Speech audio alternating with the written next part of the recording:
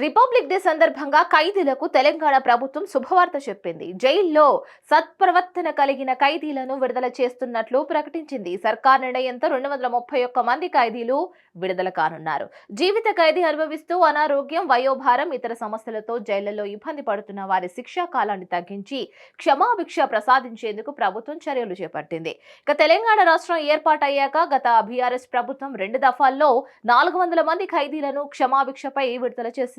రేవంత్ సర్కార్ కూడా ఇప్పుడు ఈ అంశంపై దృష్టి సారించారు. క్షమాభిక్షపై నూతన మార్గదర్శకాలను విడుదల చేసింది. ఇక దీనిపై జైళ్ల శాఖ, పోలీసు ఉన్నతాధికారులు సమావేశం అవుతున్నారు. తెలంగాణ సర్కార్ డీజీపీ రవి గుప్తా, జైళ్ల శాఖ డీజీ సౌమ్య మిశ్రా ఇతర ఉన్నతాధికారులతో సమావేశం నిర్వహించింది.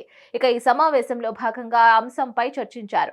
రాష్ట్ర వ్యాప్తంగా కేంద్ర కారాగారాలు, జిల్లా జైళ్లలో శిక్ష అనుభవిస్తున్న 231 మంది జీవిత ఖైదీలకు క్షమాభిక్షను ప్రసాదించారు. క్షమాభిక్షకు మహిళలకు 5 ఏళ్లు, పురుష ఖైదీలకు 7 ఏళ్లను కటాఫ్ గా నిర్ణయించే అవకాశం ఉంది.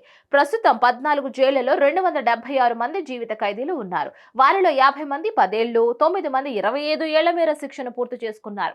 ఇక దీంతో ఖైదీలను విడుదల చేయాలని కొంతకాలంగా ప్రజాప్రతినిధులు, స్వచ్ఛంద సంస్థలు, ఎన్జీఓలు, ఖైదీల కుటుంబాలు డిమాండ్ చేస్తున్నాయి. మరి ఈ నేపథ్యంలో దీర్ఘకాలం తర్వాత తెలంగాణలో రాష్ట్ర ప్రభుత్వం రిపబ్లిక్ డే సందర్భంగా 231 మంది ఖైదీలను విడుదల చేసేందుకు ఎంపిక చేసింది. ఇక దీనిపై మరిన్ని అప్డేట్స్ కోసం please like, share and subscribe to hit TV.